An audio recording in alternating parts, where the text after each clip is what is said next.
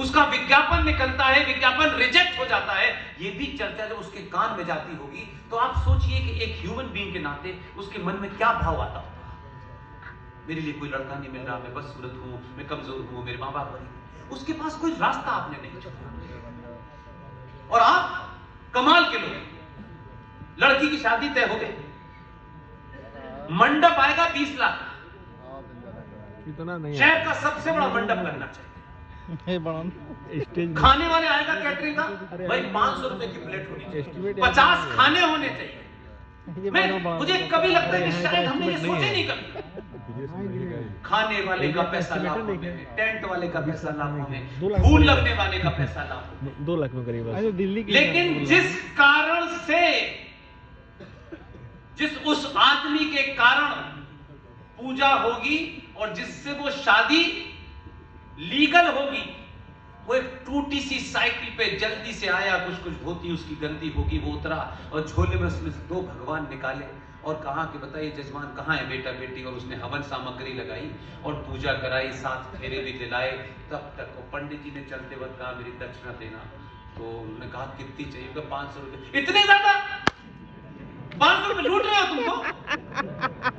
क्या लोगे, इतना कम नहीं है। जो आपके सामने शुद्ध रूप से वही बने रहना चाहता है, उसके प्रति आपकी ये स्थिति है। प्लेट वाले से नहीं पूछेंगे कि तुमने मुझसे 1000 की प्लेट ले रहे हो, उसमें कितना खाना था, वो तो शान है, दिखाना है। लेकिन वो जो पंडित ब्राह्मण आया है, जो पूजा कराएगा, मंत्र तरण कराएगा, उसी के बाद शादी लीगल होगी, वो 500 से 1000 रुपए से देने में पूछते हैं ये महंगा है, ये लूट रहा है। ये मत करिए, अपनी जड़ों को मजबूत कीजिए। पत्तों पे पानी लगाने से ना पेड़ बचेगा, ना सनातन बचेगा, ना ये राष्ट्र बचेगा।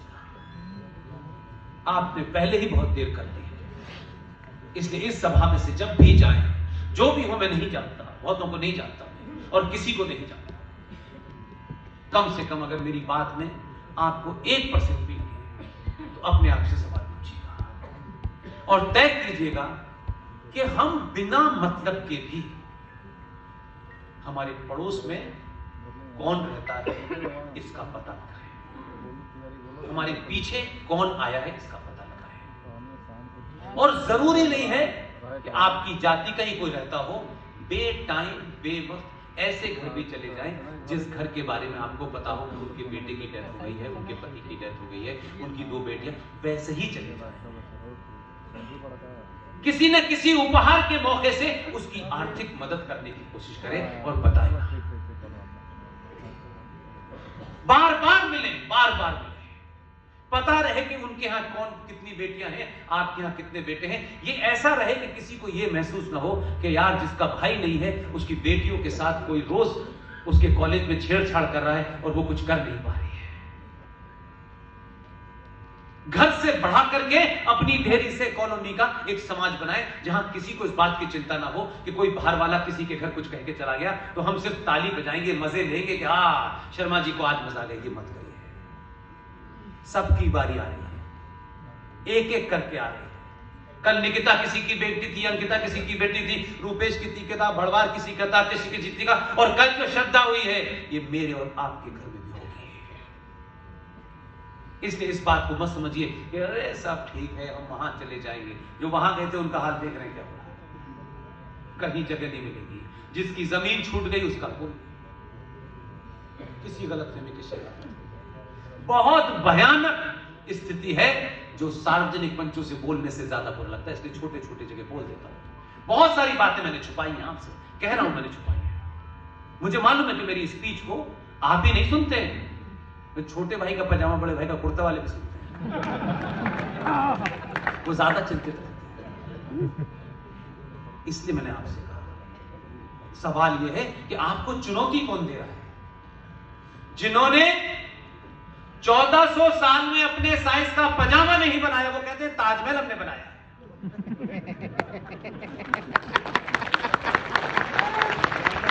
उनका कॉन्फिडेंस का लेवल देखो यार, एक सुई नहीं बनाई और हमने गलती से कैंची बना दी और कहते हैं हम मुसलमान हो गए। गलती हमारी है, उस तरफ बंदर को दे दो, पता नहीं कहां उल्टा सीधा काट लेगा। अब आप कहते हैं ये ऐसे हो गया, तो बनाई क्यों नहीं कहती आपने? आपने कपड़ा काटने के लिए बनाई थी, कुछ और काट लिया। तो बनाए तो आपने ना उनको।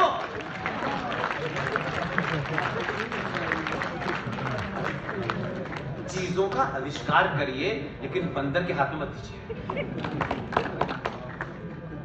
अब वो कहते हैं 1400 साल, और जिन मूर्खों को भारत में सनातनी हिंदू को लगता है कि ये जो यहां चिप लगी हुई है 1400 साल वाली, ये निकल जाएगी, ये नहीं निकल सकती। इसलिए नहीं निकल सकती कि आप कुरान के बारे में ABCD नहीं जानते। सूरा नंबर 9 आयत नंबर 5 ये कहती है कि जो मेरे अल्लाह पे यकीन न लाए उसका कत्ल वाजिब है। उस फिलॉसफी में क्या यसीर खान तुम यहाँ क्या कर उस अल्लाह के मैसेंजर आखिरी बताया जाता है कि उससे पहले 1,24,000 आए थे, और उन्होंने कहा आते रहेंगे कि, लेकिन मोहम्मद साहब ने कहा मेरे बात कोई नहीं आएगा। जो प्रॉफिट मोहम्मद साहब के सगे नहीं हुए वो आपके सगे होंगे? किस गलतफहमी की शिकार है? जिन्होंने मोहम्मद साहब के बेटा तो था ही नहीं उनका, मोहम्मद साहब की बेटी के पति अली फजर की नमाज कहते हैं, सुबह 4:30 बजे की नमाज को फजर की नमाज कहते हैं। अली फजर की नमाज पढ़ने जिस वक्त सजदे में गए तो उनका कत्ल मुसलमानों ने किया। उनकी पत्नी यानी मोहम्मद साहब की बेटी बीबी फातिमा का कत्ल घर में आग लगा के दरवाजे के नीचे जला के किया। प्रॉफिट मोहम्मद साहब के नवासे यानी उनकी बेटी फातिमा के बेटे बच्चे हसन और हुसैन, उनकी गर्दनों को ऐसे पकड़ करके चाकू से काटते हुए, कलमा पढ़ते हुए, नारे तकबीर अल्लाह अकबर का नारा लगाते हुए जिन्होंने करबला के मैदान में काटा वो आपके सगे हो गए। न जंगे बदर को जानते हैं, न जंगे अदर को जानते हैं, लेकिन आपको ज्ञान हो गया है, नहीं हम इन्हें सुधारेंगे। ये नहीं सुधरने का मसला नहीं है, ये बीमारी है। लगे हुए हैं, एक लफ्ज नहीं जानते लेकिन सुनी सुनाई बातों में नहीं, शहजाद भाई से थोड़ा सा कुछ करना है। नहीं, जिस दिन सनातनी हिंदू समाज अगर उसे आरिफ भाई की और जमील भाई की सिवैयां खानी है खाए, मुझे उसमें कोई ऐतराज नहीं है। सनातनी हिंदू समाज किसी के घर सिवैयां खाए, किसी के मिठाई खाए, हफ्ते में एक दिन जो पीछे रह गया है, चाहे वो दलित के नाम से जाना जाता हो, चाहे पिछड़े के नाम से जाता हो, उसके घर का एक हफ्ते में एक बार पानी जरूर पी लीजिए। आपने अपनी पूरी डिफेंस लाइन को समाप्त कर दिया है, वो पूरी डिफेंस लाइन कहीं और चली गई है। इसलिए उस डिफेंस लाइन को के कारण मैंने ये तमाम सारे आपको पॉइंट लिखाए हैं। आजकल वो कहते हैं जय भीम जय भीम। मैंने मीम वालों को बताया कि जय भीम तुम्हारे बारे में क्या लिख के गए ताकि उनको लगे कि अच्छा ये तो पता नहीं था, ये नहीं पता था। इसलिए कश्मीर से लेकर के कन्याकुमारी तक आप कहीं भी चले जाइए, आप सुरक्षित नहीं है, आपकी बहन बेटी सुरक्षित नहीं है, मेरी मां बहन सुरक्षित नहीं है। हम हर दिन पार्ट टाइम जिंदगी जीने की तरह काट रहे हैं। यहां कुछ हो गया ये जगह छोड़ दो वहां चले जाओ, वहां कुछ हो गया वो जगह छोड़ दो चले जाओ। 2011 का सेंसस ये कहता है भारत का कि भारत के 29 राज्यों में से 9 राज्य में हिंदू अल्पसंख्यक है। 47 में इतने लाख लोगों के मरने के बाद, इतनी जमीन देने के बाद ये बीमारी इसलिए समाप्त नहीं हुई कि सनातनी लालची और कायर था। और अभी तो 2021 का सेंसस नहीं आया है 2 राज्य जाने के लिए। ये जो घमंड है हमारा कि हम 85 करोड़ हैं, ये भी खत्म हो जाएगा।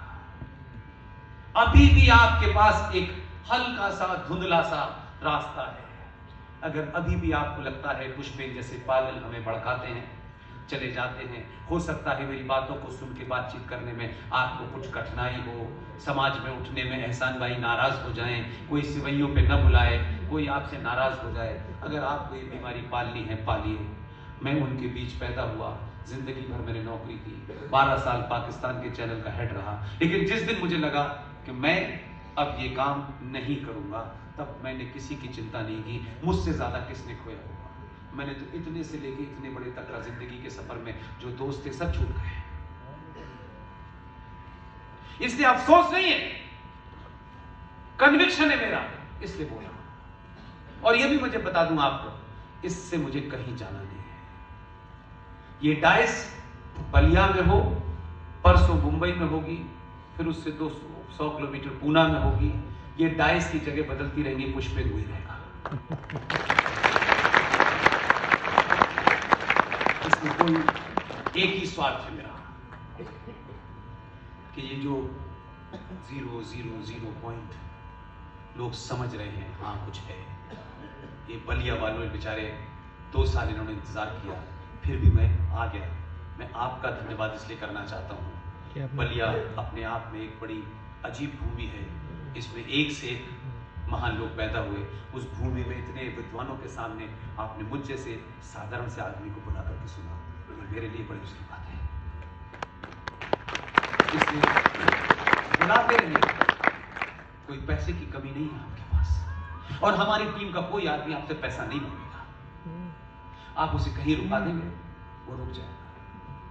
आप उसे सम्मान देंगे तो ले लेगा, आपसे शिकायत नहीं करेगा। सुशील पंडित को बुलाइए, RSS सिंह को बुलाइए, वो भी एक 24 कैरेट के भूमिहार ब्राह्मण है। सड़क पे पैर छूता हूँ, कमरे में पैर छूता हूँ, और इसलिए नहीं छूता हूँ, इसलिए छूता हूँ कि नई पीढ़ी को पता चले कि गुरु के पैर छूने से अकल आती है।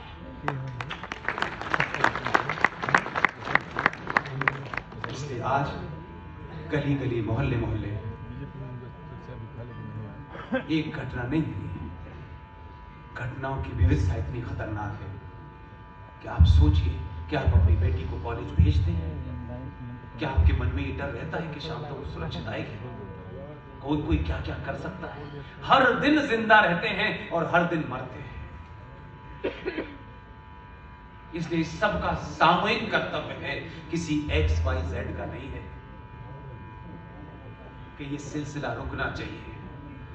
आप इस संगठन के सदस्य हैं, उस संगठन के सदस्य हैं, इसके जनरल सेक्रेटरी हैं, उसके जनरल सेक्रेटरी हैं, कोई पद कभी किसी को नहीं बचा सकता। इसलिए अपनी सामूहिक शक्ति को पहचानिए, अपने आइडियल बदलिए। जैसे मैंने कहा कि खूबसूरती की परिभाषा तैमूर की अम्मी नहीं है। जिस दिन भारत की महिलाएं, मेरी बहनें और मेरी बेटियां अगर खूबसूरती की परिभाषा ढूंढेंगी, और इस काल में, आज के युग में, क्योंकि आज के युग में फिल्मों से सिर्फ सनातनी हिंदू ही सबसे ज्यादा मुतासिर होते हैं, इन्फ्लुएंस होते हैं, प्रभावित होते हैं, कोई और नहीं होता। और अगर मैं कहता भी हूं कि आज की जो यंग बेटियां हैं, नौजवान बेटियां हैं, अगर इन बेटियों को आज की पिक्चर से भी अपनी कोई आइकॉन ढूंढना हो, कोई खूबसूरती की परिभाषा ढूंढनी हो, तो मैं बताता हूं, आज के दौर में आपके लोगों ने एक फिल्म बनाई, और आपके हिसाब से और मेरे अपने हिसाब से मैं मानता हूं कि मेरी बेटी का अगर आइकॉन होना चाहिए और खूबसूरती की उसे कोई परिभाषा ढूंढनी चाहिए, तो बाहुबली की देवसेना है।